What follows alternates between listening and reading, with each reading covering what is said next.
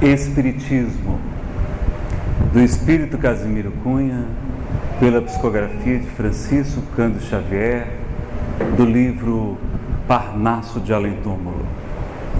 Espiritismo é uma luz gloriosa, divina e forte, que clareia toda a vida e ilumina além da morte.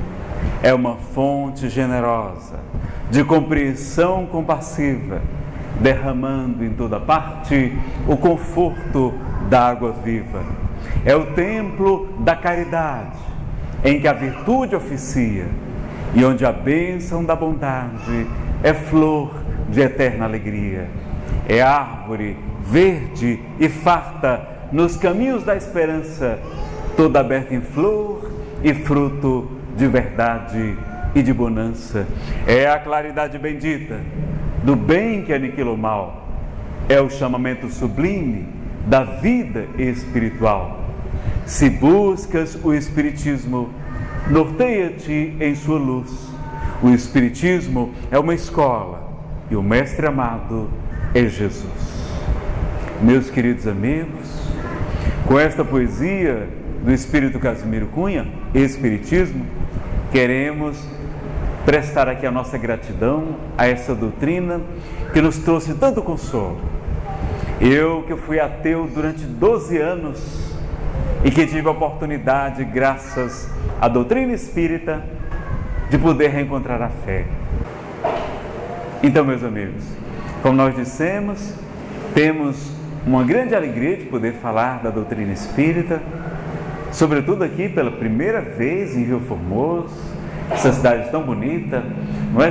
De praias tão maravilhosas, aqui ao lado da praia de Carneiros, que foi considerada a segunda praia mais bonita do planeta. Então vocês são muito abençoados, não é? E que pena que durante a nossa estadia a gente não pôde nem tomar um banho de mar, não é? Mas temos a alegria de estar com os amigos, estivemos em Garanhuns esses dias e queremos então aqui hoje, trazer uma pequena reflexão a respeito do tema a reencarnação e Jesus. Em primeiro lugar, meus amigos, é muito importante que a gente saiba que o Espiritismo não veio combater as religiões, mas fortalecê-las. É o próprio codificador, Allan Kardec, que vai nos trazer essa assertiva, esclarecendo muito bem, não é? Que o Espiritismo surge numa época em que o materialismo graçava de maneira muito comum, em que as pessoas estavam encantadas com as descobertas da ciência. Era o século da razão, o século das luzes, e quase ninguém queria saber de religião. Então ele vai surgir na França, num país onde era a capital da cultura da época, realmente era Paris, e vai surgir para atender aquelas pessoas que estavam agora desacreditando de Deus, que estavam perdendo a fé. Então o próprio codificador vai nos dizer que o Espiritismo não é para aqueles que já têm uma fé, não.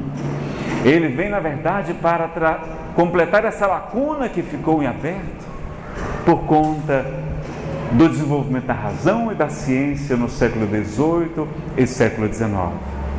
Vai surgir então numa época de muitas turbulências, porque nós sabemos que Deus, nosso Pai, Ele inspirou as diversas religiões do mundo de acordo com as diversas necessidades das pessoas. Então lá no Extremo Oriente, nós certamente precisávamos da mensagem do brahmanismo, mais tarde hinduísmo, do confucionismo, do taoísmo, do shintoísmo, do budismo e de tantas outras doutrinas que nos falam também a respeito da reencarnação. 2 terços da humanidade, ou seja, quase 70% da população do mundo acredita na reencarnação, porque boa parte nasce, não é? Na China, na Índia, e precisa, acho que regular um pouquinho o som, que ele está muito empolgado para falar, não é? E também virar um pouquinho mais o ventilador, Fábio. Pode afastar o ventilador? ele está atrapalhando também aqui o microfone. Isso, deixa ele de lado assim, pode ser. Bom, pessoal, no Oriente Médio, a mensagem do profeta Maomé. E quem conhece o Corão, já leu as suas sutras, sabe que ali são regras de bem viver, regras de adoração a Deus, e não há nenhum problema com o Corão. O problema não são as escrituras sagradas. Vejam que mesmo de posse da Bíblia, de posse do Evangelho de Jesus, nós promovemos as cruzadas. Promovemos 500 anos de inquisição, de torturas, de levar pessoas à fogueira, à morte, ao desterro, por conta da interpretação fundamentalista, não é? Aquela dos orgulhosos, daqueles que se acham donos de toda a verdade possível, quando em verdade cada religião traz um contributo. Deus não deixou ninguém sem remédio. Não existe uma religião melhor do que a outra. A melhor religião é aquela que toca o nosso coração, que satisfaz mais o nosso intelecto e que nos transforma em pessoas melhores a cada dia. Jesus não pregou religião, não criou, não é, religiões, mas veio nos trazer uma mensagem que é repetida por quase todas as outras religiões. Sobretudo, a regra áurea de fazer aos outros tudo aquilo que gostaríamos que nos fosse feito. Então nós também, na doutrina espírita, que é uma filosofia espiritualista, é uma ciência de observação que estuda os fenômenos mediúnicos, a origem, a natureza e o destino dos espíritos e a sua relação com o mundo corporal, que tem consequências ético-morais, e só é considerada religião no sentido amplo da palavra, quando se fala daquilo que liga o homem a Deus, mas ela não tem liturgias, não tem rituais, não tem hierarquia sacerdotal organizada, não tem paramentos, não tem nada de culto exterior. Ela não é religião no sentido estrito. Então ela veio fortalecer as religiões, porque ela veio falar das leis de Deus que se encontram na natureza, estudando os fenômenos espirituais, estudando o que existe além da vida e comprovando que o que as religiões defendem está correto. Os próprios Espíritos vão nos afirmar em um livro dos Espíritos que todas as verdades estão no cristianismo. O que se encontra de erro nele são de origem humana. Então fomos nós, com o passar do tempo, através das traduções, das adaptações, das interpolações, dos interesses escusos, sobretudo quando o cristianismo vai se tornar a religião oficial de Roma, no século IV, Constantino, porque vence uma batalha, tendo antes disto deslumbrado uma cruz no horizonte, sob ela a inscrição em latim in hoc signo vince, sob este sinal vencerás. E por conta daquela revelação mediúnica, ele passa a acreditar que venceu a batalha contra o general Maxêncio por conta de Jesus de Nazaré.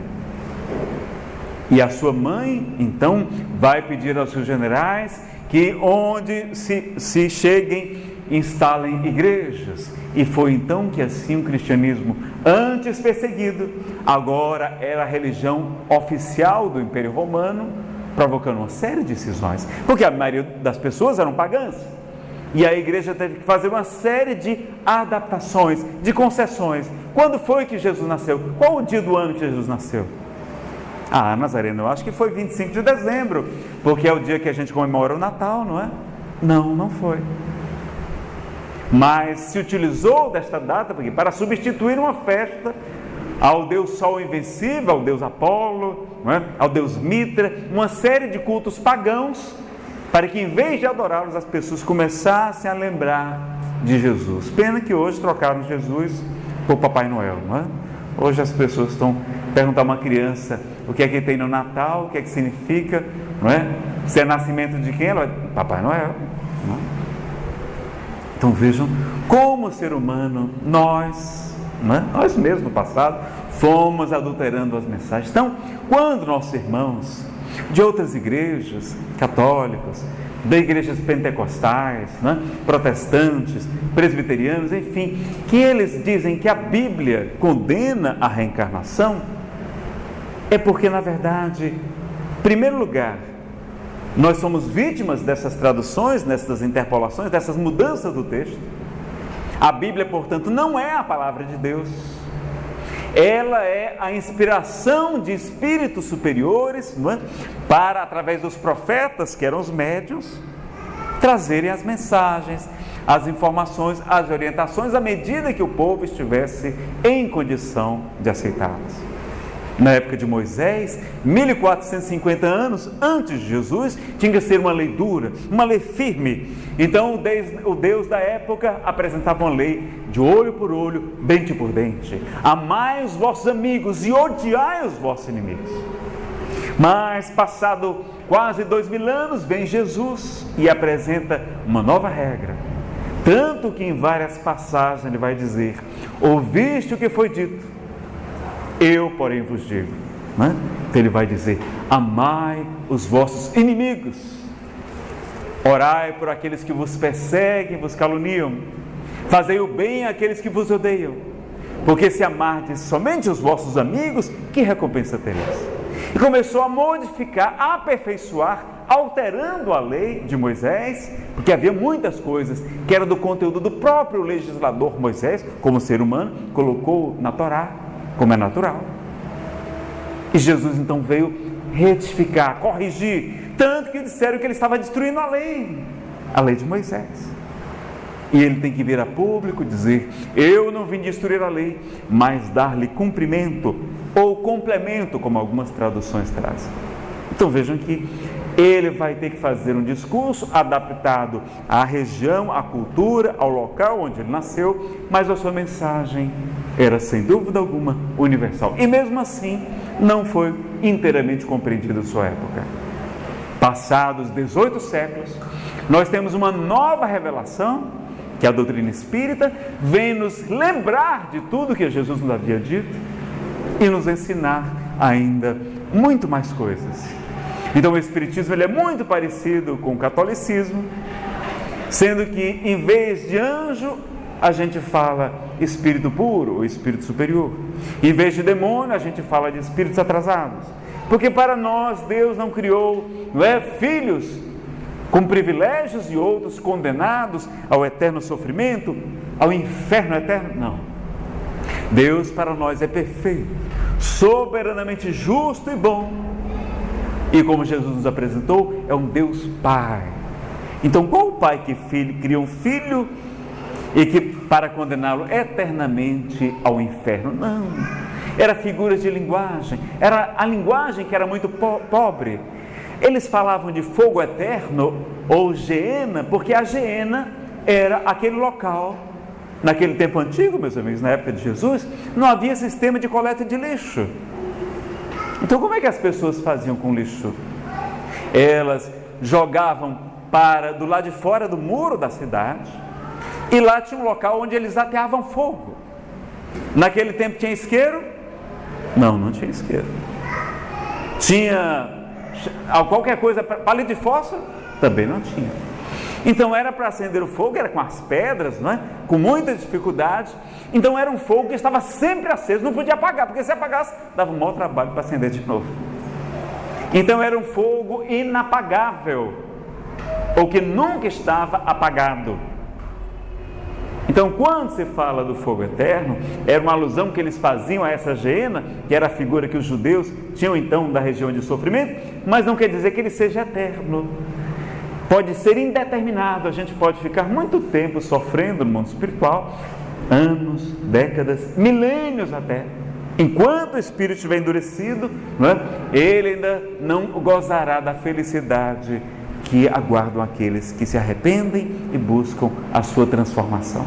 Então veja que existem muitas figuras de linguagens. Muitas coisas foram traduzidas equivocadamente, porque a linguagem do hebraico, na época de Jesus eles falavam aramaico, mas as liturgias eram tudo em hebraico. Algumas palavras não eram bem compreendidas porque a língua era muito pobre, tinham poucas palavras, não tinham milhares e milhares de palavras como nós temos nos dicionários de hoje. Então, por exemplo, eles usavam muitas palavras concretas, Quando você queria dizer para uma moça que ela era bonita, que ela era cheia de vida, que ela era vivaz, que era alegre, não é? Eles não tinham essa palavra como no grego existia. Para os judeus eles diziam: olha, essa menina é que nem uma cabrita. Se você hoje for, não é, conquistar uma moça dizendo que ela é uma cabrita, não vai dar muito certo, né? Mas hoje então eles usavam símbolos. E, por exemplo, ficou célebre um erro de tradução, já na Idade Média, quando Michelangelo foi convidado a fazer a escultura de Moisés, o grande legislador, ele fez a estátua com um chifre na cabeça. Basta, tem até nas enciclopédias, na internet, vocês procuram lá, estátua de Moisés, Michelangelo, tem um chifre na cabeça de Moisés. Por quê? Porque o tradutor da época não compreendeu que para os judeus chifre significa força, significa poder. Ali ele está dizendo, não é que Moisés tinha um chifre, não, Moisés tinha poder. Vejam como nós somos vítimas então destes muitos erros de pessoas analfabetas. As tradições eram passadas de boca a ouvido, não é? De boca a ouvido. Só foram reunidas os escritos antigos da Bíblia, não é? Porque a Bíblia, vocês sabem que são vários livros. A Bíblia católica tem 73 livros, a Bíblia protestante 66, tem 7 livros que eles não aceitam. E além de haver muitos outros evangelhos, outros livros chamados apócrifos ou deuterocanônicos, não são canônicos, não foram aceitos pela igreja tradicional. Então, onde é que está a verdade? São Jerônimo, quando foi convidado para fazer a tradução da Vulgata, exclamou: como é que a verdade pode estar em coisas tão diversas? Porque havia textos até contraditórios. E ele havia sido encarregado pelo Papa de organizar e traduzir para uma linguagem vulgar, daí porque o nome é Vulgata, para o latim, aqueles textos que estavam em grego, que estavam em hebraico. E com uma série então de dificuldades, e vai escolher alguns textos, alguns evangelhos, que a igreja então oficializou realmente como estes são os canônicos, o que a gente aceita. Então veja os problemas que nós tivemos dessas muitas traduções. Então a palavra reencarnação realmente não vai estar na Bíblia, a gente não vai encontrar na Bíblia a palavra reencarnação. Por que, Nazareno? Porque a reencarnação é uma palavra nova. É uma palavra criada no século XIX, século XVIII, que Kardec vai utilizar para aquilo que se chamava antes de metempsicose, de palingenesia, de renascimento, de vidas sucessivas, de rodas das almas, muitos nomes que havia para o que a gente hoje chama de reencarnação. Então, se vocês pegarem, inclusive, em inglês, há uma página chamada The Blue Letter Bible. Vocês me perdoem o inglês, porque é lá do Ceará, não é grande coisa, né? Ele tem, né, é a Bíblia da letra azul. Aí, além de trazer em inglês, você pode clicar e mudar, voltar para o original. Aí está lá em grego. Em grego você vai encontrar onde tem a palavra ressurreição, muitas vezes, a palavra palingenesia. E palingenesia significa nascer de novo. Então a gente vai citar então algumas das passagens, o que é ressurreição, o que é reencarnação. Vamos ver que elas convivem perfeitamente. Nós espíritas aceitamos tanto a reencarnação como a ressurreição, nós não somos contrários à ressurreição. E vamos explicar essas questões então na tarde de hoje, tá certo? Vamos ter que fazer um compacto, porque era uma palestra que nos daria de muitas horas de duração.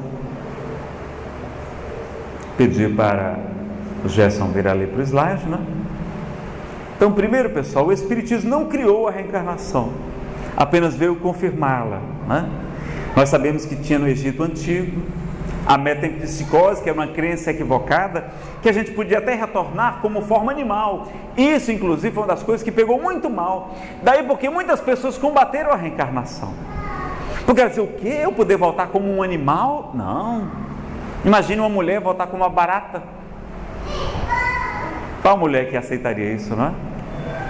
mas é porque os espíritos muitas vezes viam, né, os médios viam os espíritos com formas animalescas como lobos, daí porque a lenda dos lobisomens, com formas, não é, monstruosas, e daí porque acreditavam então que os espíritos atrasados se apresentavam, mas era no mundo espiritual uma forma dos que chamamos hoje demônios, não?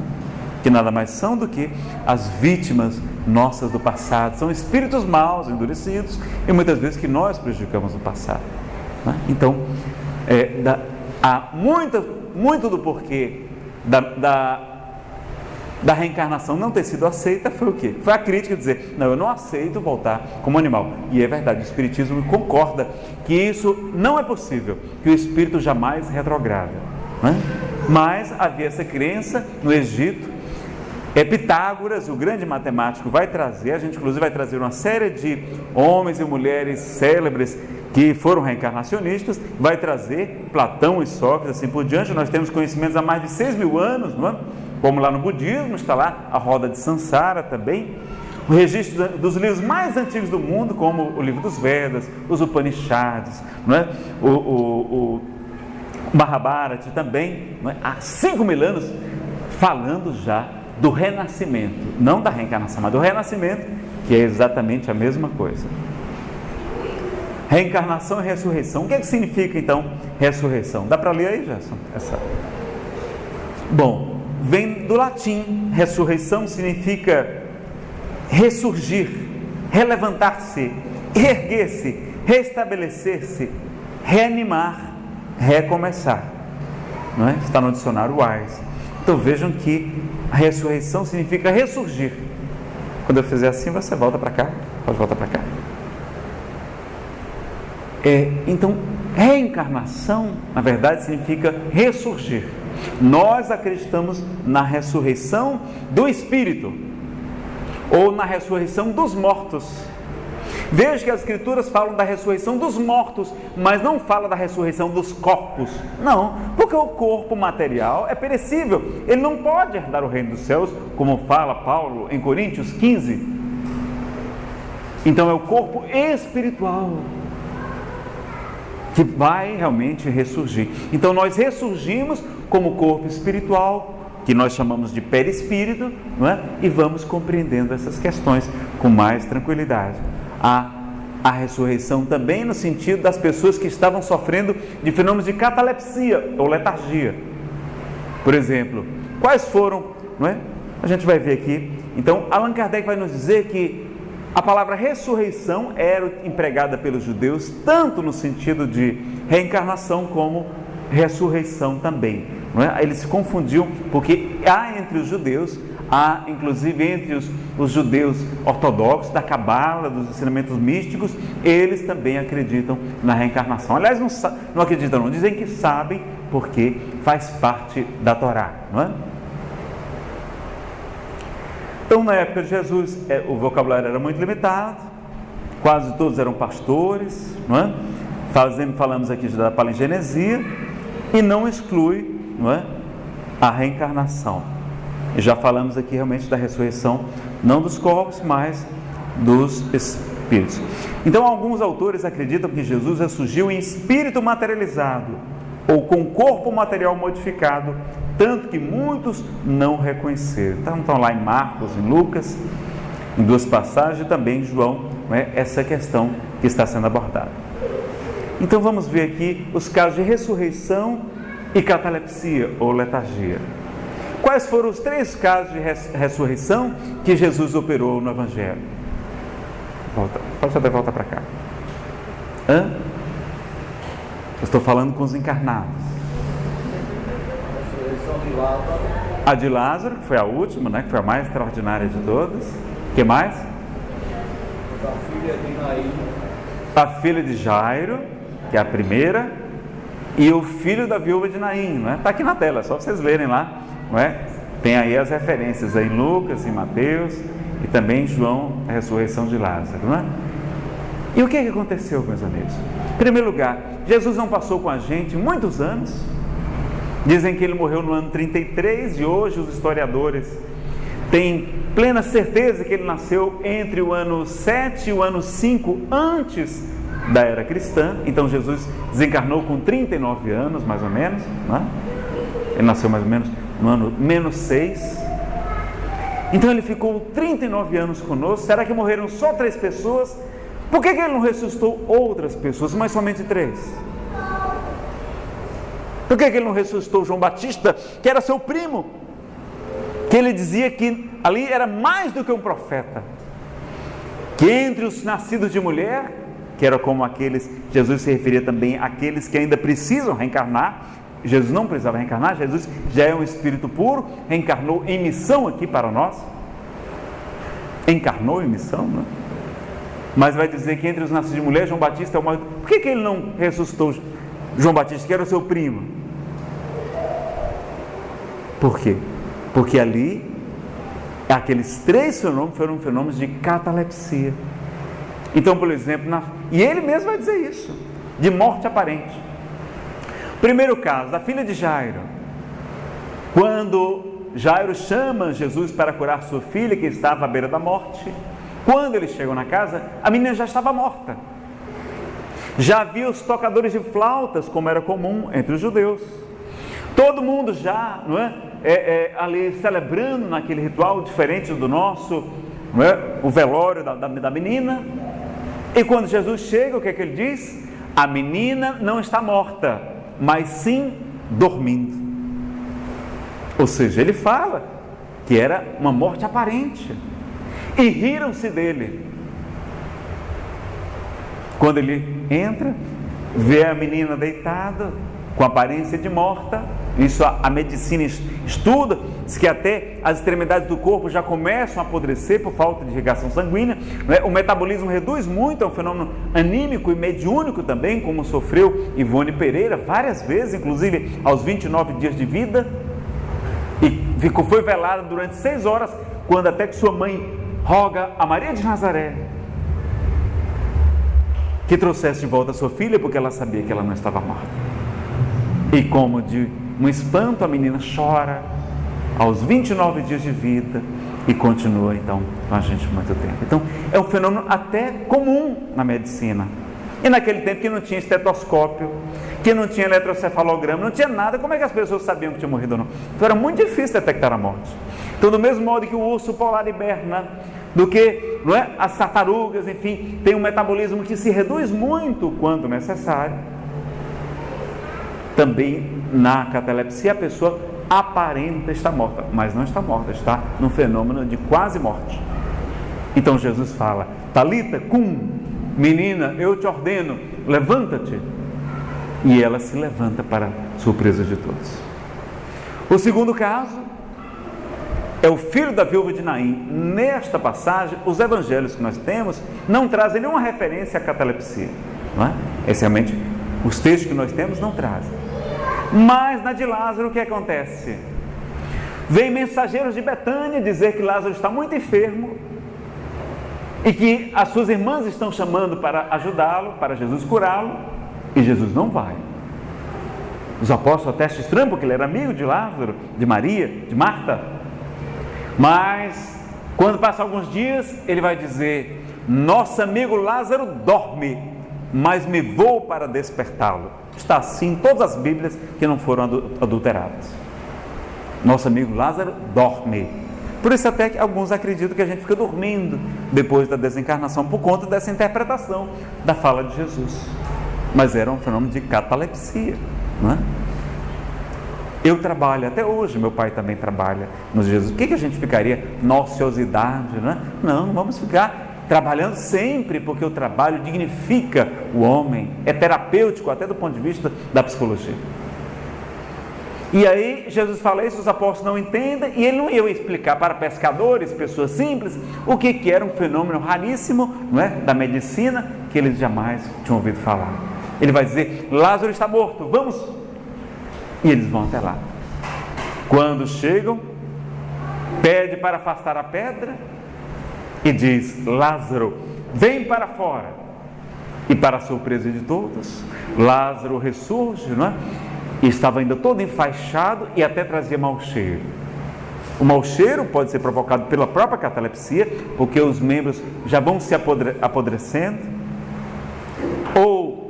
alguns vão dizer que eram muito comuns doenças de pele na época, e as faixas podem ter agravado o mau cheiro, ou porque aquela sepultura, não é? Que era uma rocha, já tinha sido utilizado por outros cadáveres também, não é? Mas foi um grande momento para que as pessoas pudessem levar a sério Jesus, porque Ele não veio aqui, meus amigos, para curar corpos perecíveis, não, que hoje iriam ficar bom, mas amanhã vão adoecer de novo, e mais tarde vão desencarnar. Jesus veio trazer uma mensagem, mas que para que pudessem crer que Ele era o Messias, então Ele vai fazer esses grandes prodígios, esses milagres, não é? Que a gente estuda no livro de Allan Kardec, a Gênese, as profecias e os milagres de Jesus, para compreender melhor essas questões. São fenômenos que podem ser explicados. Um espírito daquela envergadura, Jesus é um Cristo, é a mais elevada hierarquia dos espíritos puros, vai nos dizer os espíritos na Revista Espírita, a Allan Kardec. Então, então só não morreram 3 pessoas, devem ter morrido mais, e Jesus vai intervir nesses 3 fenômenos para que, aconteceu também com Elias, um fenômeno de catalepsia, e também com Paulo. Um jovem está assistindo uma palestra, Paulo varava as madrugadas falando, e o rapaz adormece e cai de onde estava, e cai meio desmaiado, meio semi-morto, e ele então, com seu poder fluídico também o desperta, e também é atribuída uma ressurreição a Paulo. Então seria trazer aquela pessoa que está de morte aparente de volta à vida, um fenômeno também possível de ser explicado e muito grandioso, não é? Então, na época de Jesus, certamente não morreu 3 pessoas, não é? Então, a encarnação é possível? Primeiro que a gente tem que analisar é isso, pessoal. É possível a gente encarnar? Vocês acreditam que nós somos um espírito habitando um corpo de carne? Sim, não é? Todas as religiões acreditam que nós temos uma alma, que nós somos uma alma, na verdade, não é? Utilizando o corpo. Ora, se Deus nos colocou neste corpo uma vez, e isso certamente é para o nosso bem, para o nosso crescimento espiritual, para ajudar-nos a alcançar a felicidade, por que Ele não poderia nos colocar uma segunda vez, uma terceira vez, uma quarta, uma quinta? Quando Jesus nos convida, sede perfeitos, assim como nosso Pai Celestial é perfeito, como é que a gente vai dar conta de ser perfeito em uma única encarnação? É muito difícil, pessoal, a gente se melhorar, não é? A gente faz aquele esforço danado, a gente lê as Escrituras, a gente se esforça, a gente tenta fazer a reforma íntima, faz o autoconhecimento, mas vê as dificuldades. Será que Jesus então mentiu ou deu uma ordem que a gente não vai conseguir cumprir? Vamos cumprir sim, todos nós, porque Ele nos fala que é da vontade do meu Pai que nenhuma das suas ovelhas se perca. Então, Ele nos fala, sede perfeitos, assim como nosso Pai. Até nessa passagem a gente está comprovando a reencarnação, porque numa única existência a gente não consegue ser como Francisco de Assis, como Madre Teresa, não é? Como Irmã Dulce, como Francisco, o Sol de Assis. A gente não dá conta em uma única vida, e ainda assim eles não eram perfeitos, ainda não eram espíritos puros, eram espíritos avançados, mas perfeitos como Jesus ainda estavam muito distantes. Então a gente precisa também, porque a natureza não dá saltos, não é? Nazarene, por que pouca gente estuda? Por que não se aceita a reencarnação? É porque a maioria das pessoas não quer reencarnar. A gente tem medo da morte, mas a gente não aprendeu a amar a vida ainda. A gente está aqui, não é, passando, morrendo de morrer, mas se disser, você quer voltar? A pessoa, não quero não.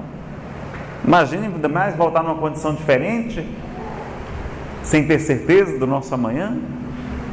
Então as pessoas não querem, em regra, voltar. Então, quem não estuda o assunto, aí vai dizer que a Bíblia condena a reencarnação, ou que Jesus condena a reencarnação, não. Quem estudar vai compreender muito bem que a Bíblia está em vários livros do Antigo Testamento e do Novo Testamento também, com outros nomes, com o nome de palingenesia, como renovação, como renascimento, como ressurreição também, não é? Então a gente vai apenas ler algumas passagens de Jesus, para que vocês verifiquem realmente algumas citações dele, né? Vou mostrar aqui os slides. Qual a Bíblia usar, não é? Aqui ele está mostrando a de João Ferreira de Almeida. Os espíritas mais estudiosos preferem pedir para o Gerson mostrar aqui a Bíblia de Jerusalém. Pode até dar um zoom maior para mostrar aqui, né? É uma tradição por católicos e por protestantes ao mesmo tempo. É uma das mais fiéis, mas ainda também tem erros, como é natural. E nós temos, pelo Haroldo Dutra Dias, Gerson, este outro livro, publicado há alguns anos, o Novo Testamento. É uma tradução do grego do Novo Testamento, não é uma tradução espírita, não é. É uma tradução literária, onde ele vai trazer várias opções e vai falar das expressões idiomáticas da cultura judaica. Então vocês podem procurar também, não é, o Novo Testamento de Haroldo Dutra Dias. Há católicos, há protestantes, há muitas pessoas estudando, porque é uma tradução mais isenta, porque não é nem espírita, nem católica, nem protestante, não. É literária, é baseada então nas traduções. Então a gente vai ver aqui da questão das reencarnações. Muitos rabinos então acreditam na reencarnação, como a gente vai ver no livro As Rodas da Alma, do rabino Philip Berg, não é? Que ele chamava de Gilgun Neshamot, ou seja, roda das almas, justamente como a roda de Sansara dos budistas. E olha como é que ele fala aqui das muitas gerações, que eu acho que eu vou ter que avançar por conta do tempo. Essa aqui eu vou também. Olha, uma questão só que o nosso querido professor Severino Celestino, na hora que vocês encontram muito material, vai falar desse Salmo 19, versículo 8. Olha como é que ficou, quanta diferença de tradução. Em hebraico transliterado, não é? Feito de trás para frente, pode ser traduzido como: o ensinamento de Deus é perfeito, faz o espírito voltar. Essa é a tradução correta. Mas olha como é que ele vai encontrar em várias Bíblias, há várias traduções diferentes: o testemunho de Deus é verdadeiro, transforma o simples em sábio. Não, o mais correto seria: faz o espírito voltar. Mas algumas traduções então têm equívocos, são tendenciosas, não é? E quando perguntam a Jesus, há citações na Bíblia de Jesus falando de reencarnação? Vamos ver. Porque os judeus acreditavam na reencarnação na época de Jesus. E chegando Jesus às partes de Cesareia de Filipe, interrogou os seus discípulos dizendo: quem dizem o homem ser o filho do homem? O que estão falando de mim? E eles disseram: uns João o Batista, outros Elias e outros Jeremias, ou um dos profetas que ressurgiu. Vejam então que eles acreditavam na reencarnação, né? Enquanto que Jesus vai perguntar: e vós, quem dizeis que eu sou? E Simão Pedro respondendo disse: tu és o Cristo, o Filho do Deus vivo. Então vejam que de fato Jesus não era nenhum daqueles profetas, mas se eles perguntaram é porque eles acreditavam que era possível um dos profetas reencarnar. Tinha gente tão atrapalhada que achou até que ele era João Batista, porque que era contemporâneo de Jesus, não era 6 meses mais velho que Jesus, era primo dele. Mas para ser Jeremias, ele tinha que ser reencarnado. Para ser Elias, ele tinha que estar reencarnado no novo corpo, porque as pessoas viram Jesus pequeno, nascendo, não é? Sendo consagrado no templo em Jerusalém. Ou um dos outros profetas, porque mas Elias não morreu. Então vai lá que Elias não morreu. Mas viram Elias morrer velho. E como é que Jesus nasce? Nasce jovem. Vamos ver mais. Vamos ver um pouquinho mais. E passando Jesus, viu um cego de nascença.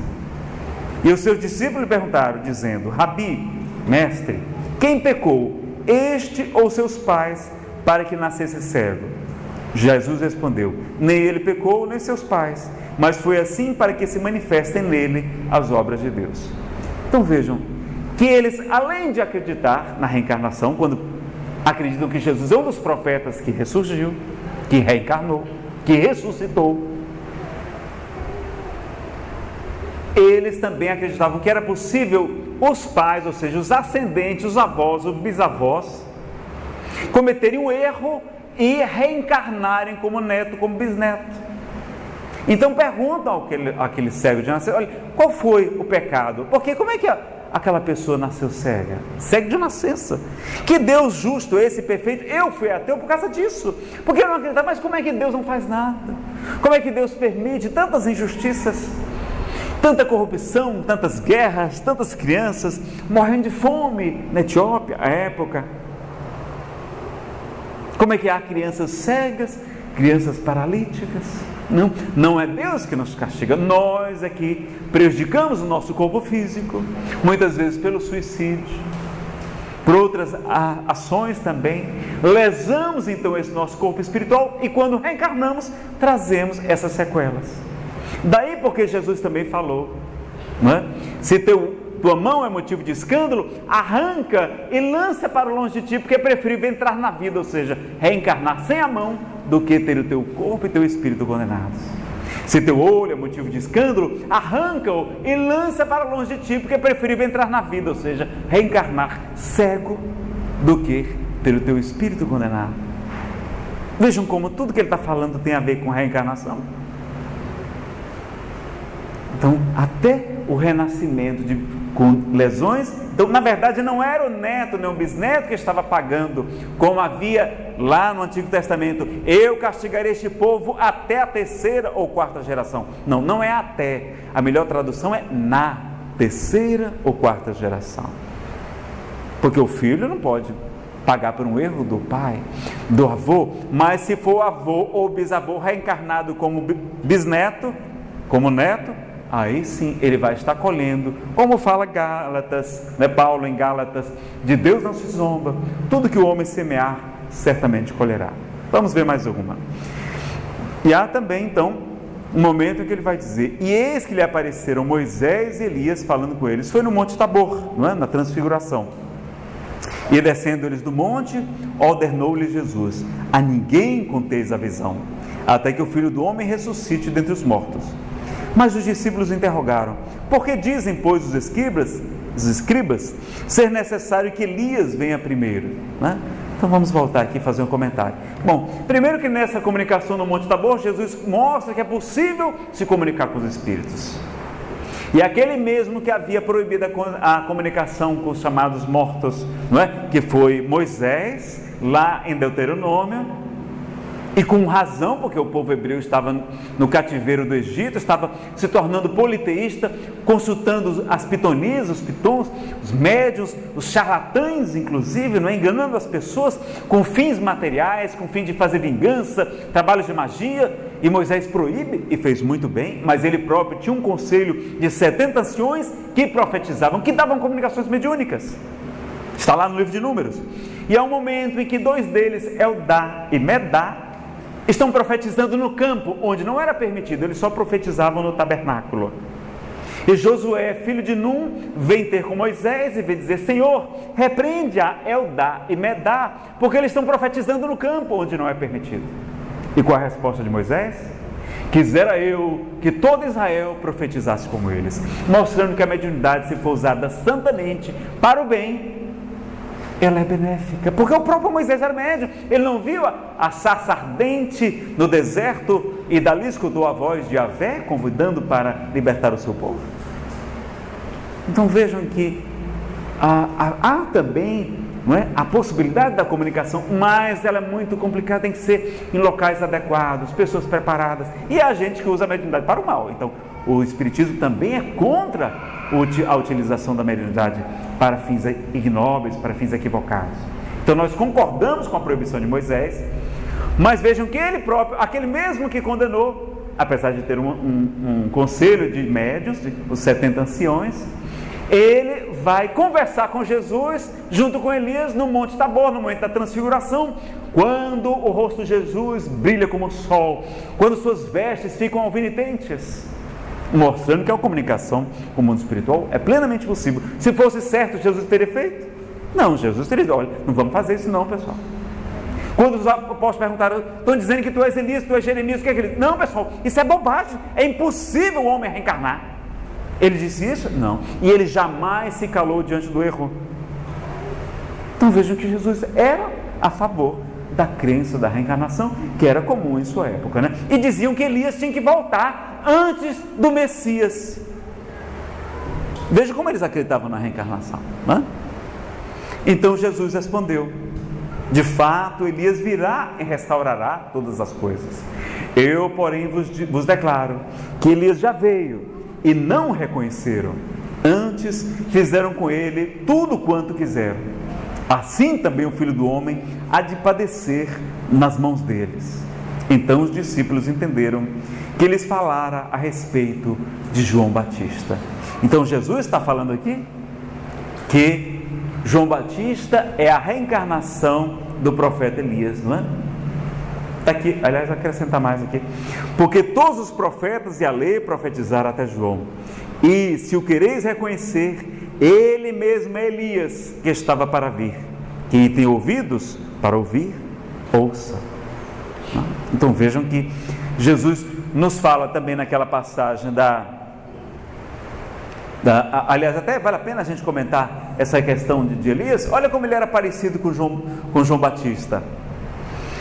E Elias lhes disse: lançai mão dos profetas de Baal, que nenhum deles escape. E lançaram mão deles, e Elias o fez descer ao ribeiro de Quizon, e ali os degolou, decapitou 100 sacerdotes de Baal. Elias era natural de Tisbe, cidade localizada na região de Gileade, situada a leste do Jordão, uma área de poucos moradores. Vestia-se como? De pele de animais e dispensava o conforto da época. E agora João Batista, como é que era? E este de João tinha suas vestes de pelos de camelo e um cinto de couro em torno de seus lombos, e alimentava-se de gafanhotos e de mel silvestres, e eram por eles batizados no rio Jordão, confessando os seus pecados. E aí a gente vai ver o momento de Salomé, né? E ela, instruída previamente por sua mãe, disse: dá-me aqui num prato a cabeça de João o Batista. E o rei afligiu-se, mas por causa do juramento que houvera feito e dos que estavam à mesa com ele, ordenou que se lhes desse, né? Então vejam que até o Papa São Gregório Magno, no século VI, ensinava que João Batista era a reencarnação de Elias. Isso está em Gregório Magno, homilia 7, no Evangelho Patrol, latim, volume 76, 1100, né? Vejam até como há muitas referências como esta. Vamos voltar aqui, só a gente complementar. Então vejam que Elias, como degolara 100 sacerdotes de Baal, ele vai assumir então pela lei de causa e efeito, não é? Como se fosse uma espécie de karma, apesar que nós sabemos que o nosso karma é dinâmico. O bem que nós fazemos hoje modifica o mal que nós tenhamos feito no passado. Daí porque Jesus é muito claro em nos dizer: porque muito amou, seus pecados foram perdoados. E porque também, não é, Pedro, na sua epístola, vai nos dizer que a caridade cobre uma multidão de pecados.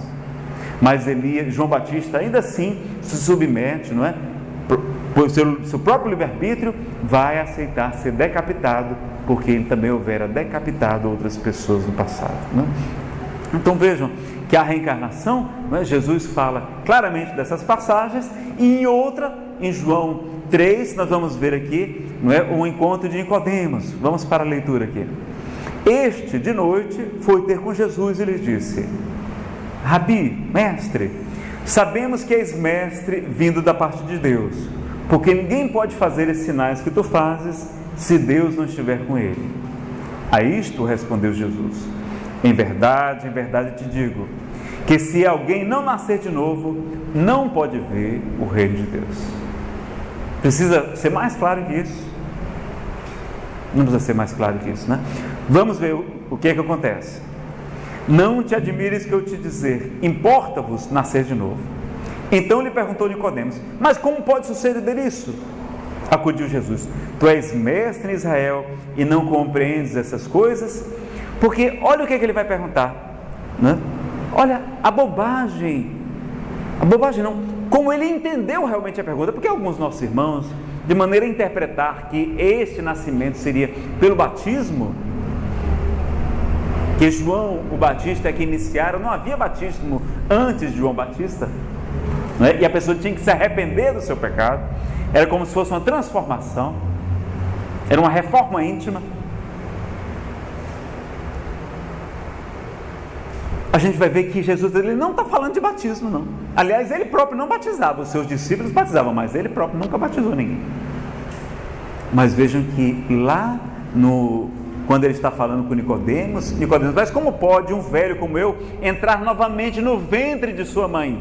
Então ele entendeu que estava falando de reencarnação, não estava falando de batismo, não é verdade? Senão ele não teria falado isso, concorda?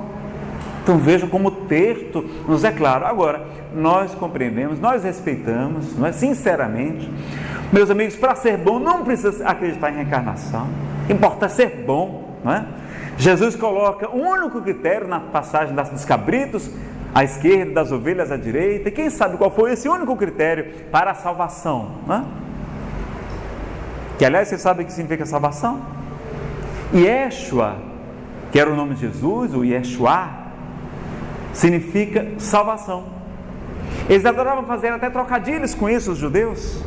Tanto que quando Jesus entra na casa de Zaqueu, ele vai dizer: Zaqueu, a salvação entrou na tua casa no dia de hoje.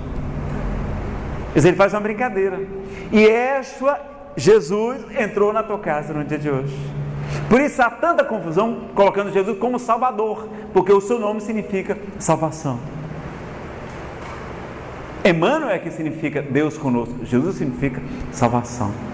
Então vejam, até o nome de Jesus gerou esse problema, não é? E nenhuma das outras religiões tem um salvador, não. As pessoas têm que se melhorar, têm que evoluir, têm que se depurar, têm que se esforçar, como ele próprio vai nos dizer, a cada um segundo suas obras.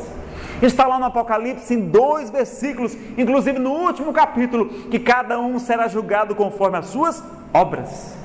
Como é que, não é? A morte de Jesus nos salvou? Não, meus amigos.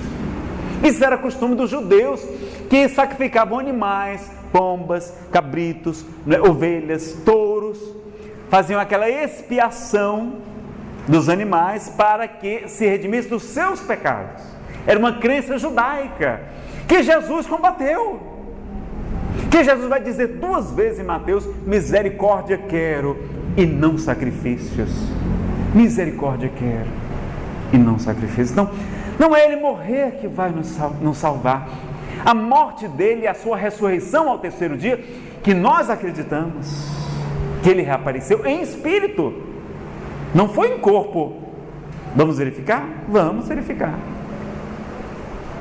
Eles estão lá na Galileia, estão num local fechado, com medo inclusive das perseguições, e Jesus atravessa as paredes que estavam fechadas, as janelas, as portas. Então ele entrou, ele apareceu em espírito. Agora o espírito pode se tornar tangível, pode se materializar, se tiverem ali médiuns que doem fluidos de efeitos pessoais, fluidos de efeitos físicos, como estuda Kardec, para permitir a materialização. E aí é quando Tomé toca as suas chagas e crê. E aí Jesus vai dizer: Tomé, tu creste porque viste, mas bem-aventurados são aqueles que sem ver também puderam crer. Então vejam que ele... E quando ele surge primeiro para Madalena, quando ela vai abraçá-lo, ele diz: Maria, não me toques, porque ainda não subiu ao Pai. Ele não estava materializado, ela não podia abraçá-lo. E dizem, como está também na Bíblia, que Jesus foi pregar nos infernos. Ora, se quem está no inferno está condenado eternamente, para que Jesus foi lá pregar? Foi perder seu tempo lá pregando para quem não tinha mais solução, se o inferno é eterno. Ele ia perder seu tempo? Não. Mas ele foi lá levar a sua palavra de bom ânimo, de mensagem, para que aquelas pessoas se libertassem das suas culpas, não é? Dos seus remorsos, dos seus arrependimentos mórbidos, e fosse se transformando e se libertando. Então ele vai também. Então ele estava, segundo alguns, o seu perispírito, trazendo ainda, não é? Emanações que poderiam prejudicar a saúde de Maria Madalena. Ele era uma aparição. Quando ele está caminhando na direção da cidade de Emaús, ele vai conversando com 2 discípulos e vai até um local com eles, ceia com eles e de repente desaparece. E eles dizem: olha, nós não o reconhecemos. Por quê? Porque ele ficou diferente depois que reaparece. Ele não reapareceu com corpo de carne, meus amigos. Ele reapareceu em espírito, não é? Materializado. Tanto que eles demoram para reconhecê-lo. Estão lá na barca, Jesus se aproxima e eles se assustam, pensam que é um fantasma. Ele manda lançar a rede ao lado direito e eles não reconhecem que é Jesus. E quando ela se encontra, está Jesus assando peixe na praia. Então ele aparece de uma maneira diferente, o seu espírito de uma maneira diferente, tanto que eles tiveram dificuldade para reconhecê-lo após a ressurreição. Então nós acreditamos sim que Jesus reapareceu no terceiro dia, mas em espírito, porque ressurreição é ressurgir também em espírito, não é ressurreição dos corpos, é ressurreição dos chamados mortos, porque não existe morto, né? A Bíblia inclusive utiliza morto até para quem está vivo. Tem gente que está morto, que só está entregue para a vida física, para os prazeres materiais, não é? Sem se preocupar com as questões espirituais. Esse está morto. Então Jesus vem para que todos tenham vida e vida em abundância, não é? Então Nicodemos não acredita, né? Aqui Santo Agostinho também, segundo José Reis Chaves, no livro A Reencarnação na Bíblia e na Ciência, ele mudou o título, e agora também vai dizer, né, que tem uma enciclopédia onde eles anotaram que Santo Agostinho aceitava a reencarnação. Está lá na Enciclopédia Católica de 1909, não é? No item Metempsicose e a tradição esotérica de Puruquer, não é? Então vejam como há muitas questões que foram alteradas por conta da reencarnação. São Jerônimo, também o famoso autor da Vulgata, amigo de Santo Agostinho, também aceitava a reencarnação. Olha aí, ele afirma que a transmigração das almas foi ensinada durante um longo tempo na igreja. Isso está lá no Evangelho Esotérico de São João, página 68, de Paul Lecourt, da editora Pensamento, São Paulo, 1993. Também é uma citação que traz Chaves. Bom, e por que, Nazareno, que a igreja não aceita a reencarnação? Como é que a gente está de tempo? A gente pode falar um pouquinho mais? Sei como é que vocês estão aí, pessoal. Podemos falar mais quanto tempo vocês querem falar? Eu falo. Nós são 4, vai dar 4h30. Vocês querem que fale até 4h45 ou até 5 horas? Todo mundo? 5 horas? Quem tiver compromisso, fica à vontade. Então a gente avança um pouquinho mais e fala o que aconteceu para que as pessoas deixassem. Por que a igreja não aceita a reencarnação? Não é? Vale a pena, a gente vai ver aqui e ver um vídeo das provas científicas da reencarnação. Então, lá no ano de 553 aconteceu, na verdade, um sínodo, não é uma reunião de poucos bispos, convocado pelo imperador Justiniano, mesmo contra a vontade do Papa Virgílio. Teodora, que era a esposa do imperador, uma ex-meretriz, não é, uma mulher da vida, e que sofria represálias da população, que acusavam de que ela ia ter que pagar de tudo que ela fez nesta vida em outras encarnações. Neste sínodo foi condenada a doutrina da preexistência do espírito, ou seja, aquilo que indiretamente condena a reencarnação. Então vamos compreender aqui. O que aconteceu? Entre os anos 552 e 558 depois de Cristo, porque o cristianismo primitivo aceitava a reencarnação, mas nessa época havia essa dúvida, essa discussão toda também, e quando o Império Romano estava dividindo entre o Império Romano do Ocidente, capital Roma, Império Romano do Oriente, capital Constantinopla, o imperador Justiniano casou-se, encantou-se com a mulher de um bordel, de uma meretriz, uma meretriz, Teodora, uma mulher belíssima, mas que o povo achou aquilo um absurdo, que a antiga meretriz agora se tornasse imperatriz. E ela ou mandou matar, ou mandou prender em conventos, há duas versões da história, cerca de 550 prostitutas que viviam em sua época na cidade. E o povo ficou muito revoltado. Mas ela é prostituta e não aceita que as outras sejam? E aí, ela era ameaçada pelo povo. Como ela dirigiu uma represália, uma revolta chamada Revolta de Nica, onde ela mandou os generais ordenar um ataque e ceifar a morte de 30 mil pessoas. E as pessoas acusavam Teodora de que ela iria reencarnar, iria pagar por tudo que ela tinha feito. E ela vai pedir ao seu marido. E vocês sabem, não é, que os maridos, diz José Raul Teixeira, são a coisa mais boba que Deus colocou na alface da terra, não é? Ela pede para que ele condene a reencarnação com uma doutrina herética. Só que ele não podia, porque ele não era o Papa, não era o bispo de Roma, que não existia Papa. O Papa foi o bispo de Roma que foi se tornando mais importante, não é? Por causa do Império Romano, e que acabou tendo supremacia pelos outros. Ela vai pedir, então, ao Papa Virgílio, e ele promete para ela, depois de 9 anos de sua morte, ele resolve então cumprir a sua promessa. Manda que o Papa viesse para Constantinopla fazer um concílio ali. O Papa não quer vir, porque todos os concílios eram em Roma. E ele disse: se o senhor não vier, eu trago o senhor ao fio da espada. Ele veio com poucos bispos, então foi um verdadeiro sínodo, uma reunião pequena, onde foi discutida a doutrina de Orígenes, que era baseada em Platão. Porque Platão, como Sócrates e tantos outros pensadores, Plotino, Próclo, Jâmblico e tantos outros que nós vamos ver aqui, rapidamente, acreditava na reencarnação e que a alma já existe antes da formação do corpo. E a doutrina de Orígenes tinha outras questões também, e eles então combateram e votaram, contrariamente, sob a ameaça do imperador, que a doutrina da pré-existência da alma era um erro, era uma heresia. E claro que se o espírito não existe antes da formação do corpo, não tem como existir reencarnação, não é? Então, para a igreja tradicional, o Deus cria o espírito no momento da fecundação. Na hora que o óvulo é fecundado pelo espermatozoide, ali é criado um espírito e coloca ali naquele espermatozoide. E aí por que uns vão nascer cegos, surdos, bonitos, altos, baixos, olhos claros, nascem na Europa, na América, outros nascem na África para passar fome? Será que é assim mesmo?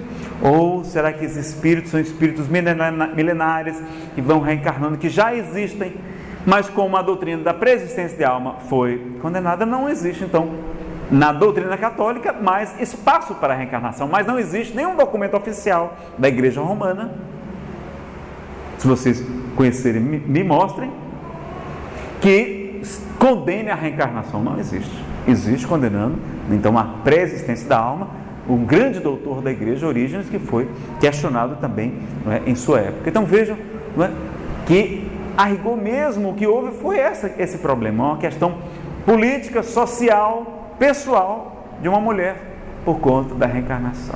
A partir daí, as perseguições foram aos milhões. Morreram muitas pessoas que eram contra, que não aceitaram essa nova doutrina. E como essa decisão foi num sínodo, mas durante aqueles vários anos ocorreu um concílio, aquela decisão do sínodo foi incorporada naquela decisão muito maior que o concílio, tem que ter muito mais bispos, não é? E se tornou então ensinamento universal no 5º Concílio Ecumênico de Constantinopla. E está lá no ano de 553 essa decisão, tá certo? Então, nós sabemos, não é, como o Espírito humano nos convida, né? O Espiritismo veio ao mundo para substituir as outras crenças, as outras religiões. Lá no livro O Consolador, o Espírito humano, pela psicografia de Chico Xavier, vai responder: o Consolador, como Jesus, terá de afirmar igualmente: eu não vim destruir a lei. Não é? Então o Espiritismo não veio realmente para exterminar as outras crenças e assim por diante. Não, pelo contrário, a sua missão tem de ficar junto às almas e ao lado das gloriosas, esclarecendo o erro religioso onde quer que ele se encontre e revelando a verdadeira luz pelos atos e pelos ensinamentos, não é? O espiritista sincero, enriquecendo os valores da fé, representa o operário da regeneração do templo do Senhor, onde os homens se agrupam em vários departamentos ante altares diversos, mas onde existe um só mestre, que é Jesus Cristo, né? Porque ele mesmo nos disse: assim não é da vontade do vosso Pai que está no céu, que pereça nenhum desses pequeninos, como está em capítulo Mateus 18. Então a gente apenas vai colocar agora um vídeo, pessoal, para vocês verem, não é, provas científicas da reencarnação. Pedir para que apague as luzes. Vamos apagar, Fábio? É do Discovery Channel, é um documentário chamado Reencarnação, Past Lives, Stories of Reincarnation. Vocês encontram com dublagem para o português, inclusive no YouTube, e a gente trouxe um trechozinho só de um dos muitos casos de crianças que lembram de vidas passadas, e não somente isso, que elas também trazem marcas de nascença, trazem cicatrizes, trazem enfermidades que revelam, não é? Pode apagar todas as luzes, sobraram 2 aqui. Então a gente vai colocar aqui um videozinho que vocês vão ver a história do Ian Hagedorn. Mas e se houver casos de reencarnação que não se baseiam só na lembrança de crianças? Jim Tucker está a caminho de outro caso. É uma categoria de casos muito mais difícil para seus críticos contestarem. The more that the cases were found, one started to come with birthmarks and birth defects, and we found that in many cases there was a striking correlation between the birthmarks on the children and wounds that the previous personalities had. And we've been able to track down autopsy reports or medical records to make sure that in fact there was a match there. Pela primeira vez, estas marcas de nascença dão uma prova física verificável que sugere reencarnação. We don't have a lot of American cases that have the birthmarks or birth defects along with the memories. We do have some, but it's unusual, so we certainly like to investigate all those that we can.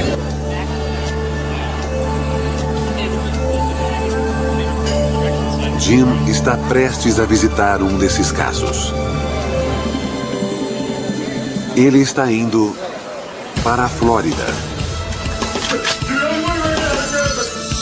para ver um menino que diz ter sido um policial em Nova York morto em um tiroteio.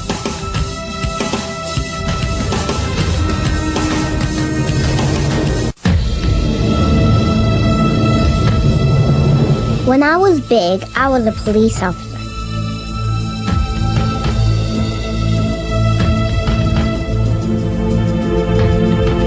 I walked into a store one night. There were bad guys, too.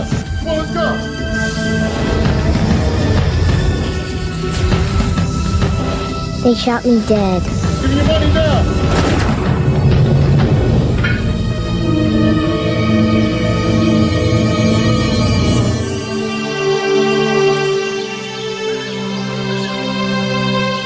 Pensacola, a casa de Maria Hagdorn. Ela tem 2 filhos, Mia, de 2 anos, e Ian, de 5 anos. Ian está muito doente. What kind of dress do you like to wear, Mia? Seu filho sofre de uma rara doença do coração. Quando se esforça demais, fica sem ar e desmaia. Idas ao cardiologista são frequentes. A observação é obrigatória. Ian sofreu 6 cirurgias antes de fazer 4 anos. He was a big, healthy 8.5-pound baby, and they took him off. They said to take a bath, give him a bath, and they never came back. Over an hour went by, so I sent my husband off to find the baby, and he came back quite a bit later with 2 doctors, and they were all crying, very visibly shaken, which I knew that the news was not good. Disseram que Ian não sobreviveria um dia. Só uma cirurgia de emergência o salvaria. 6 horas após nascer, Ian sofreu uma grande cirurgia. Ian had underdevelopment of the pulmonary valve, which is the artery right here we see in this drawing. And that caused the right side of his heart not to develop as well. And what that leads to is a lack of oxygen in his blood. So it's a condition where he is essentially suffocating because not enough oxygen is delivered to the brain and to the rest of the body.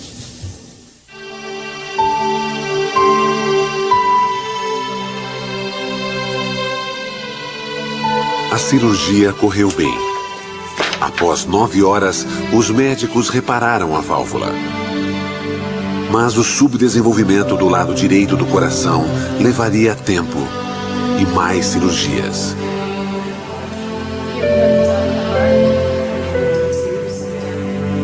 A vida de Ian ainda corre risco.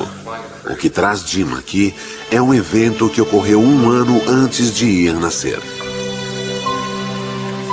My dad was a police officer, and he walked into Radio Shack, and he could tell something was going on.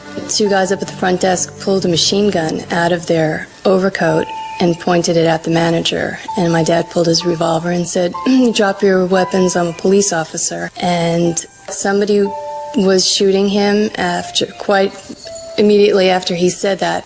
Were 12 people get lightheaded? Jim e Maria revêem a autópsia do pai. A causa da morte se destaca para quem a lê. Seu pai morreu devido a uma artéria pulmonar rompida causada por um tiro. A mesma artéria que faz Ian sofrer. Mas algo mais estranho aconteceu.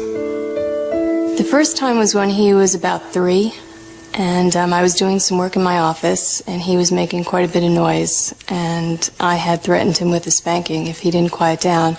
And he stood there and looked at me and said, "When you were a little girl and I was your daddy, lots of times you were bad and I never spanked you." Which just kind of blew me away. He didn't get a spanking. Ian começou a falar mais sobre o avô. Growing up, we had 2 cats, a black cat and a white cat, and the black cat was Maniac, and the white cat was Boston. So one day I was doing something, and Ian came over to me and he said, "Mom, when you were a little girl and I was your daddy, what was my cat's name?" And I said, "Maniac?" And he said, "No, the white one." And I said, "Boston?" And he said, "I used to call him Boss, right?" So he knew the color of the cats, and he knew the nickname that only my dad used to call Boston. Maria tem muitas histórias como esta de Ian. Ela está convencida de que Ian é seu pai reencarnado. Não são só as histórias, mas também a prova física. A correlação entre a doença e a lesão mortal do pai removeu todas as dúvidas. Much of these cases often involves memories and statements and behaviors. The birthmarks are something that's completely objective, and it's something that is beyond memory or beyond chance. Talvez a memória de Ian o engane. Talvez o que diz esteja ligado ao avô por mero acaso. Mas a combinação de memória e prova física é muito convincente. Então fica muito mais difícil, né, de ser questionado. Então, o Dr. Jim Tucker tem continuado um trabalho do Dr. Ian Stevenson, da Universidade da Virgínia, em Charlottesville, que pesquisou mais de 2.600 casos de crianças, de jovens que lembravam de vidas passadas. Do mesmo modo que o Dr. Ramendra Nath Banerjee, que pesquisou cerca de 1.200 casos de reencarnação também. E não eram pessoas. O Dr. Ian Stevenson era um neuropsiquiatra que estava. Então ele vai publicar um livro na década de 70. Olha o cuidado e o rigor científico que ele utilizou. 20 casos sugestivos de reencarnação, porque dentro daqueles milhares havia alguns que não tinham outra explicação que não fosse a reencarnação, porque traziam as marcas de nascença, a pessoa trazia cicatrizes, trazia enfermidades ligadas à vida anterior que ela se lembrava. Agora é curioso que havia pessoas que faziam o seu relato e depois, como a gente normalmente esquece das coisas de criança, disseram: "Não, eu não fiz essa declaração que o senhor está dizendo no seu livro, não." "Ah, não? Pois está aqui." Aí gravava, tinha a fita gravada, tinha a filmagem da criança falando. Como é comum as pessoas terem amigos invisíveis, não é? A minha esposa não sabia, não lembrava, aliás. Mas a gente falando que é tão comum que se você levar para o seu médico, para o seu psicólogo, o seu filho, dizendo que ele tem um amigo invisível que só ele vê, os psicólogos vão dizer: "Ah, isso é a coisa mais comum do mundo, isso é natural, isso são as fantasias das crianças, elas estão elaborando o seu psiquismo e tal." Porque é tão comum que é as crianças terem amiguinhos invisíveis que estão ali muitas vezes para brincar, para se divertir, para protegê-las também, não é? Então, a minha esposa tinha e não sabia. Conversando sobre esse assunto lá, a minha cunhada, que é mais velha, disse: "Não, você tinha sim. Era a Sueli, e só você via essa tal Sueli, ninguém mais via", não é? Então vejam como há, e as pessoas então esquecem muitas coisas. Nos locais onde não há tradição da reencarnação, a família não leva isso à frente, né? Não vai atrás, mas quantos e quantos outros casos. Vem hoje o filme Minha Vida Noutra Vida, não é? E tantos outros falando também da reencarnação. Meus amigos, a gente, para concluir, vamos só voltar aqui para o nosso PowerPoint, não é? Então, há questões históricas, nós vimos aqui, evidência a favor da reencarnação. Científica, nós temos as terapias de regressão a vivências passadas, não é? Vocês sabem que existem muitas técnicas hoje de terapias utilizando regressões a condicionamentos de vidas anteriores, né? Há gênios precoces, né, como Mozart, Pascal, Michelangelo, Champollion e tantos outros, não é? Com crianças prodígios, não é? Que se chamam, são gênios precoces. Os instintos, né? Os conhecimentos natos dos próprios animais, vai defender também o doutor José Reis Chaves, as marcas de nascença, doenças congênitas, não é? Que a gente traz inexplicáveis, por exemplo, há hoje bebês nascendo com cirrose hepática. Será que não foram alcoólatras na vida imediatamente anterior? Crianças nascendo com enfisema pulmonar, será que não foram tabagistas, não é? Fumantes em vidas passadas? Então, as experiências de quase morte também mostrando, não é? Como o Dr. Raymond Moody Jr. vai publicar, não é? Vários livros, a transcomunicação instrumental mostrando também a questão da comunicação, as pesquisas do Dr. Francis Bowe e outros mostrando que nós renovamos o nosso corpo, todos os nossos átomos, não é? A cada 5 anos em média.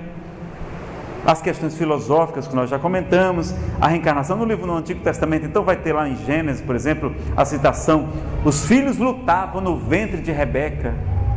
Como é que duas crianças vão brigar, dois espíritos que foram recém-criados? Não, se brigavam é porque tinham realmente, não é, algum problema no passado. Está lá também a citação em Jeremias 1,15: antes que te formasse no teu ventre, te conheci, não é? Estou mostrando como o Espírito já existia antes de ser formado no ventre. Então o Espírito já existia antes. É bíblico isso, não é? Em Efésios, lá Paulo vai nos dizer como também nos elegeu nele antes da formação do mundo, para que fôssemos santos e irrepreensíveis diante dele em amor, não é? Há muitas outras passagens também, não é? Por exemplo, com João Batista, está lá em Lucas dizendo que virá no espírito e poder de Elias, para converter o coração dos pais aos filhos, mostrando que era realmente João Batista, né? E outras questões que a gente vai ter falado aqui, não vai dar tempo de a gente abordar todos, né? Agora, críticas à reencarnação, para a gente concluir. O problema maior que as pessoas encontram é em uma única passagem bíblica que eles vão dizer, olha, está lá em Hebreus 9:27, está lá escrito: o homem morre uma vez só, também morreu Jesus de uma vez só por todas, para resgatar os nossos pecados. Aí pronto, Nazareno, está vendo? O homem morre só uma vez, não tem esse negócio de reencarnação não. Então, só que as pessoas não estudam a Bíblia, né?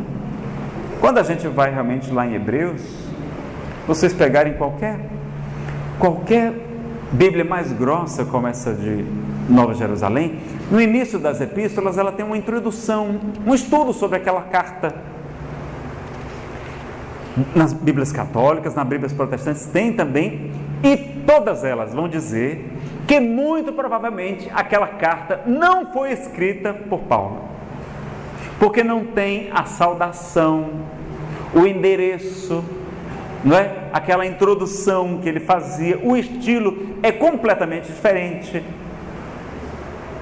Então, logo vejam que essa carta não é de Paulo, muito provavelmente não, pela historiografia e pelos teólogos, não é de Paulo, é de algum judeu escrevendo para o seu povo. Por isso que é carta aos Hebreus, em que pese há informações de Emmanuel em sentido diverso disso, e a gente respeita também, claro, a opinião de Emmanuel, dizendo que teria sido a única escrita de próprio punho pelo Paulo, no livro Paulo e Estevão, psicografado por Chico Xavier.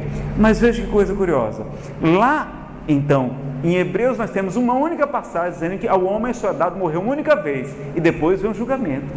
Meus amigos, depois da morte a gente tem um julgamento, não é?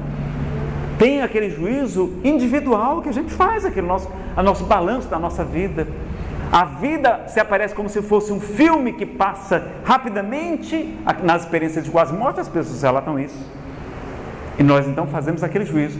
E há os juízos gerais, não é? Esse juízo de tempos em tempos em que há essa separação dos cabritos, das ovelhas, do joio do trigo. E qual foi o único critério que Jesus estabeleceu? Vamos lá, rápido.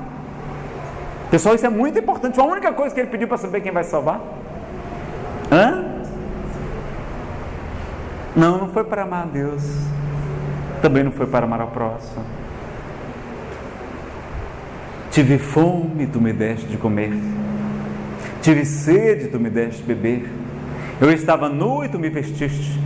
Eu estive preso ou enfermo e tu foste me visitar. Eu estava peregrino, sem abrigo e tu me hospedaste. Jesus faz da caridade o único critério para a salvação. Neste momento em que a Terra passa por esta transição planetária, vai haver realmente uma separação dos cabritos das ovelhas, de espíritos que emigrarão aqui desse mundo, que irão para outros planos, outras dimensões, onde haverá choro e ranger de dentes. Jesus não estava mentindo.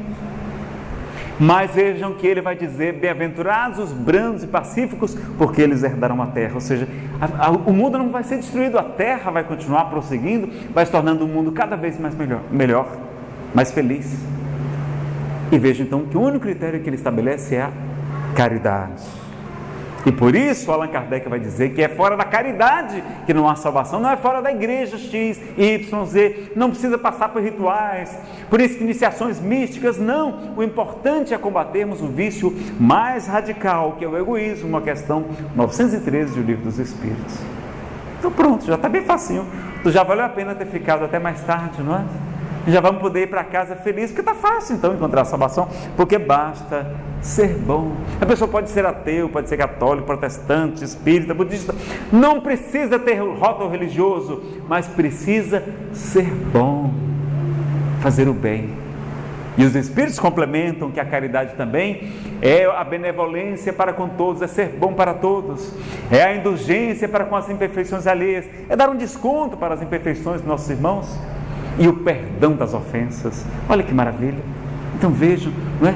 Como está tudo ao nosso alcance, tudo tão fácil.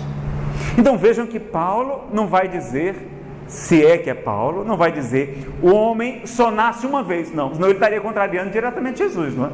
Então o autor da carta aos Hebreus, ele vai dizer, o homem morre uma vez. Por quê? Porque se você lê a carta, que são na verdade os historiadores dizem, os teólogos, está lá na Bíblia de Jerusalém, dizem que são como se fossem duas cartas juntas, não entremeadas, elas têm dificuldade, porque parece que foram emendadas, e elas estão falando então da expiação dos pecados, quer dizer assim, que não precisa mais fazer sacrifício. Quando Jesus fez o seu sacrifício na cruz, ele morreu de uma vez só por todas e não precisa mais a gente, para redimir nossos pecados, sacrificar animais. Esta é a mensagem que ele está querendo dizer na carta aos Coríntios, na carta aos Hebreus.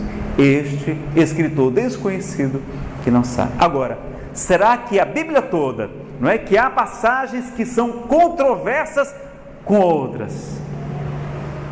Quando o próprio pastor Caio Fábio, um protestante muito conhecido, ele vai dizer que a pessoa acreditar que o Antigo Testamento está plenamente em vigor junto do Novo Testamento, ela vai ficar esquizofrênica, porque Jesus modificou quase todo o Antigo Testamento, trouxe uma nova aliança.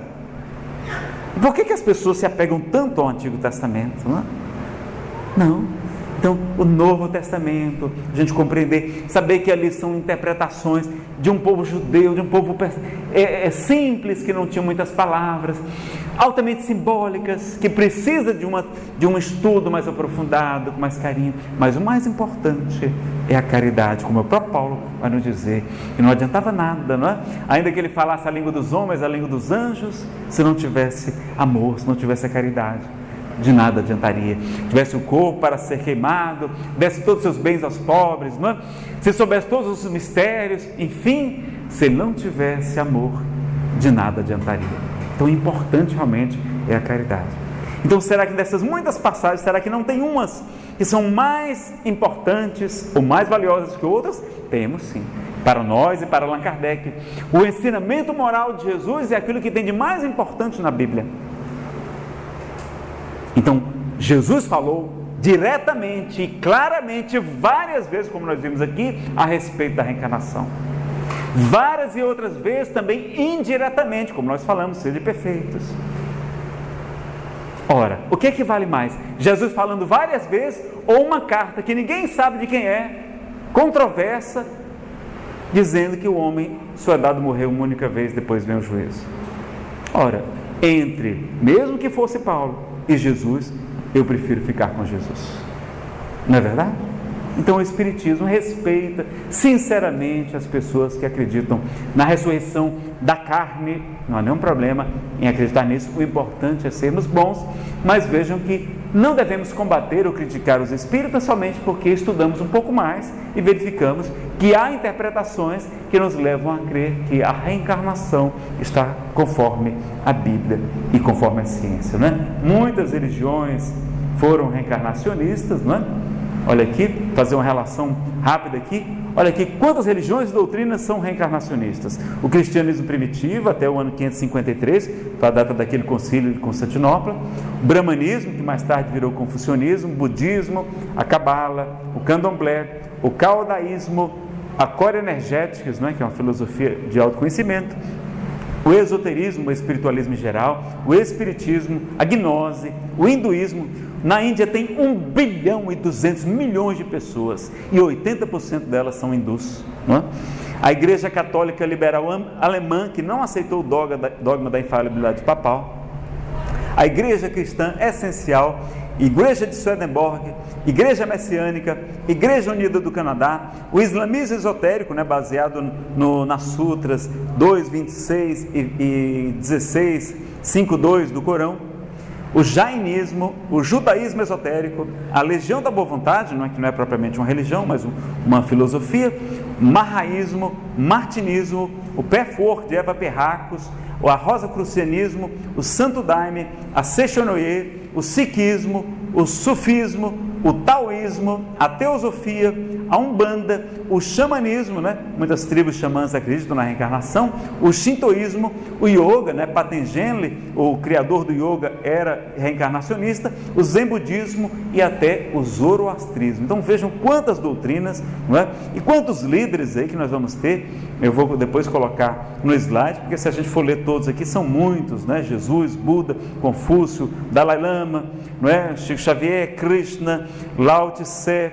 Vamos dizer que falar aqui só dos mais, o Patanjali, o fundador do yoga, Rudolf Steiner, da antroposofia, Satya Sai Baba, não é? Grandes gênios como Cícero, Eurípides, Galeno, Hermes, Hipócrates, Jâmblico, Júlio César, Khalil Gibran, Leonardo da Vinci, Ovídio, Paracelso, Platão, Pitágoras, Próclio, Sócrates, Pérexides de Círios, Virgílio, Napoleão Bonaparte, que se acreditava, Carlos Magno, Arthur Conan Doyle, né, o criador de Sherlock Holmes, Balzac, Bernard Shaw, Benjamin Franklin, Campanella, Dante Alighieri, Emerson, Frederico Grande, Goethe, Giordano Bruno, né, que foi queimado na fogueira, Gurdjieff, o pai da psicologia transpessoal, Henri Thoreau, John Milton, Leibniz, Leon Tolstói, Lessing, Victor Hugo, Voltaire, William Shakespeare, Adolfo Bezerra de Menezes, Kardec, Camille Flammarion, Gabriel Delany, Hermínio Miranda, Leon Denis, Russell Wallace, não é, que pesquisador, junto com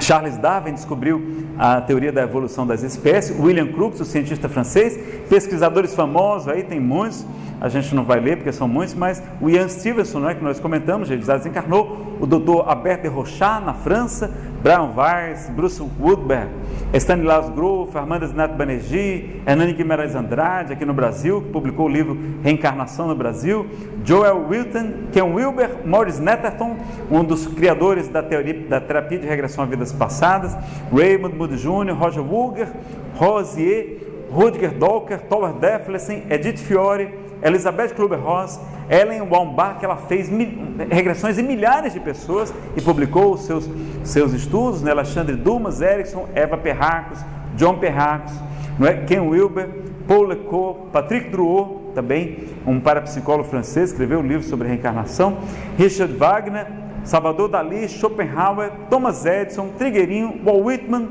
Henry Ford, não é? O criador da Ford, e William James, o grande filósofo e psicólogo da Universidade de Harvard, né? Religiosos, nós temos Apollon de Tiana, o arcebispo Luís, Ario, Cardel de Cusa, Cardel Messier, da Bélgica, Carlos Torres Pastorino, né?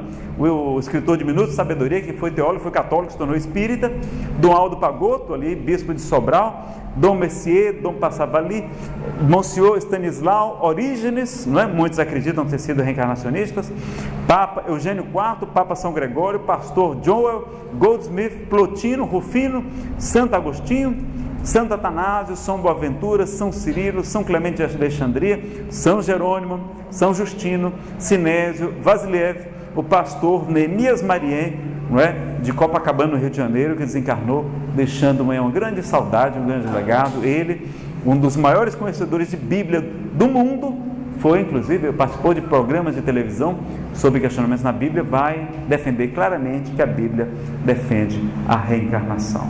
Então, meus amigos, essa era a nossa contribuição para nós encerrarmos, lembrar da poesia do Espírito Castro Alves, psicografado por Francisco Cândido Xavier, do livro Parnaso de Além Túmulo, da editora da Federação Espírita Brasileira.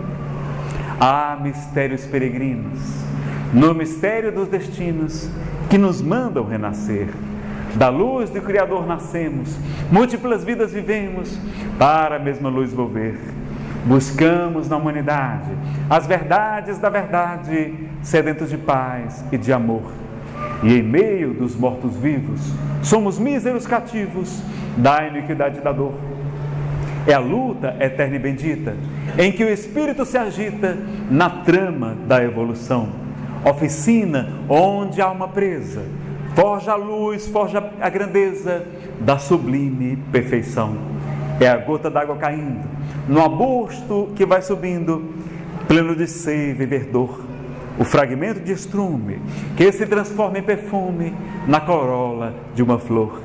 A flor que terna expirando cai ao solo fecundando o chão duro que produz, deixando um aroma leve na aragem que passa breve nas madrugadas de luz. É a rija, bigorna, o malho, pelas fainas do trabalho, a enxada fazendo pão. O escopro dos escultores, transformando a pedra em flores, em carraras de eleição. É a dor que através dos anos, dos algozes dos tiranos, anjos puríssimos faz, transformando os neros rudes em arautos de virtudes, em mensageiros de paz. Tudo evolui na terra, tudo sonha, na imortal ânsia risonha de mais subir, mais galgar. A vida é luz, é esplendor, Deus é somente seu amor, o universo é o seu altar. Na terra, às vezes se acendem radiosos faróis que esplendem dentro das trevas mortais. Suas rútilas passagens deixam fulgores, imagens em reflexos perenais. É o sofrimento do Cristo, portentoso jamais visto no sacrifício da cruz, e cujo amor à verdade, sintetizando a piedade, nenhuma pena traduz. É Sócrates e a cicuta, é César trazendo a luta, tirânico o ilutador. É Celine com sua arte, ou o sabre de Bonaparte, o grande conquistador. É Anchieta amando, a ensinar, catequizando o selvagem menos feliz. É a lição da humildade, da extremosa caridade do pobrezinho de Assis. Ó bendito que ensina, quem luta, quem ilumina, quem o bem e a luz semeia. Nas fainas do evolutir, terá a aventura que anseia nas sendas do progredir. Uma excelsa voz ressoa, no universo inteiro ecoa, para a frente caminhai. O amor é a luz que se alcança, tem de fé, tem de esperança, para o infinito marchai. Então que Castro Alves, meus amigos, na poesia Marchemos, psicografada por Chico Xavier, possa nos convidar, nesta luta da evolução, a seguir os passos do Mestre inesquecível.